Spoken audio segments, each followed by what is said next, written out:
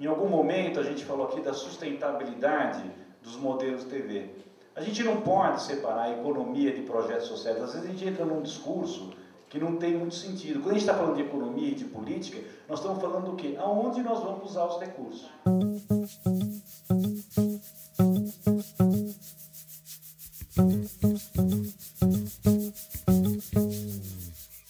O grande público da publicidade é o público infantil, é o futuro cliente. Porque são grandes corporações, não é a minha empresa, a minha microempresa que está anunciando, não tem verba para isso. Não, são grandes corporações que estão fazendo o cliente do futuro. Vamos tomar cuidado também, porque de repente nós vamos sair, a gente acha que a culpa é um presidente, vai lá e depõe o presidente. Aí depois a gente acha que a culpa é... E as coisas não mudam, ou mudam, vão avançando e têm avançado, né? Agora, nós temos que regular essa questão. Eu, se tivesse que votar lá, vocês já sabem a minha opinião, né? Eu votaria por banir para a criança. É covardia.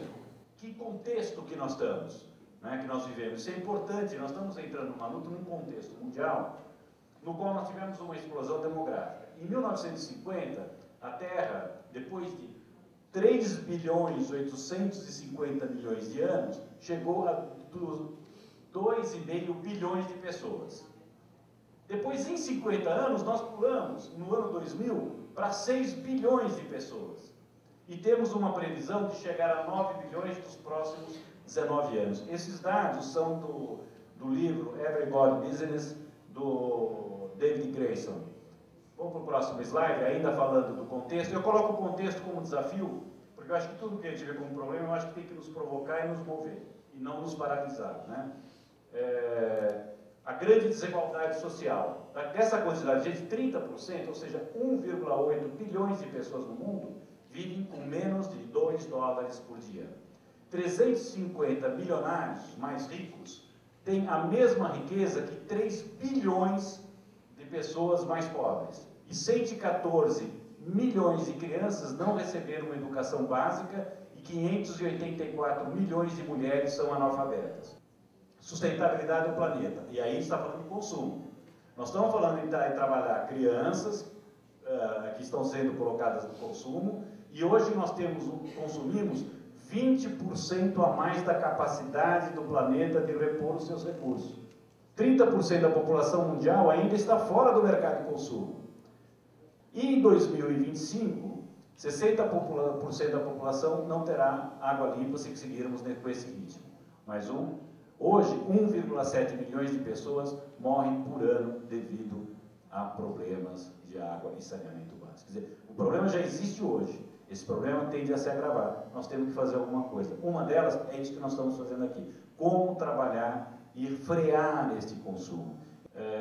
Aí nós temos a comunicação. E aí que eu queria ser um pouquinho mais amplo, porque senão a gente vai ficar batendo, falar publicidade e consumo, publicidade e consumo. E hoje em dia eu tenho uma dificuldade. Porque a comunicação hoje, não é só propaganda, privilegia os valores, o valor ter, né, e o poder. E para ser, tem que ter a qualquer custo. Onde os fins justificam os meios. A síndrome da celebridade é onde você vê pais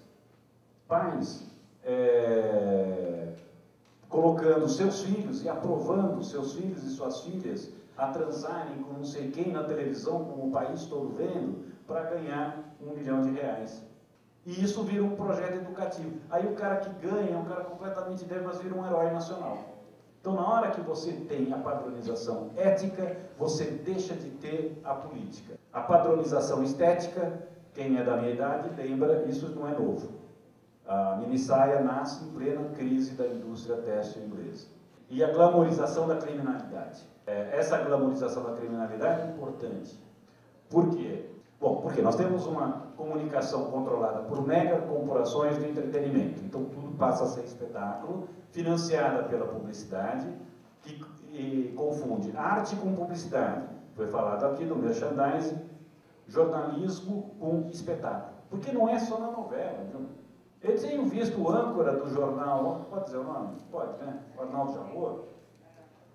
Na hora que ele fala, eu tenho vontade, eu quero discordar dele, mas como é que eu discordo? Digamos que ele esteja até correto.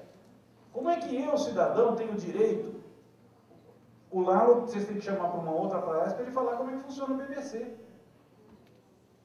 Para contar para as pessoas que existem outras formas, não existem outras formas, nós não estamos inventando nada, não, a gente está muito atrasado.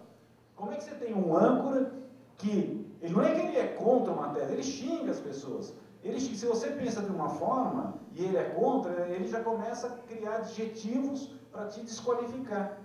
Né? Esse é o tipo, isso não é jornalismo. A missão do jornalismo é trazer à tona as várias visões para que a população possa escolher uma delas. Né? Isso aqui é interessante. As 100 maiores economias mundiais, 29 são empresas. Bom, só para comparar, o PIB do Chile com o da Exxon, o PIB da GM com o do Peru, e depois do Peru vem Shell, Siemens, BP e assim por diante. E ontem o Percival me falou, não é com o diretor de marketing. Não adianta chamar o diretor de marketing, porque nós vamos levar para ele um problema operacional. Ele vai ver isso como um problema no processo de trabalho dele. E se cair naquele primeiro ano o faturamento da empresa, ele vai ver o emprego dele ameaçado. Nós temos que chamar os acionistas, as pessoas que decidem. Né? Nós temos que chamar estas pessoas para que elas sejam aliadas. Vamos acreditar que elas podem ser nossas aliadas nessa caminhada. Não quero mais fazer novela, está cada vez mais cansativo, estão escrevendo a mesma história há 40 anos, faço o mesmo personagem, e o público chora a mesma lágrima no mesmo horário, mas o povo não deixa mudar. Eu grifei o vermelho porque eu concordo com o Lara.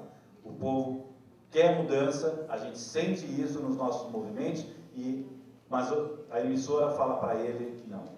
Bom, eu queria agradecer a vocês e só dizer uma coisa assim, tanto o João Kleber, como Adriano Galisteu, como a Angélica, foram meus modelos quando eu produzi elenco, eles eram criancinhas. Então eu quero aqui fazer, como o professor Hernandes junto, fazer um certo meia-culpa nisso. Porque eu me lembro que a Angélica chegava no estúdio para fazer teste de VT, eu falava, não, você está queimada. É assim que a gente trata as pessoas na publicidade. De novo essa loira de sobrancelha preta aqui, e o Gugu também. Eram todos numa empresa de Santo André, Dona Irani, que fazia figuração, e eles acabaram crescendo. Então, eles nasceram com a lógica da publicidade. Eu estou contando isso mais, porque não é para condenar, não é para nada disso. É que é difícil conversar com eles, no sentido que eles nasceram com isso. Eu que percebi, graças a alguns companheiros, no caminho eu tive sorte. Eu fui pescado e fui tirado daquele. Tá? Eu fui abduzido pelos companheiros e perceber que o que a gente estava fazendo quando eu só queria, na verdade, fazer teatro, cinema e televisão com qualidade, desenvolvendo a consciência crítica das pessoas. Obrigado.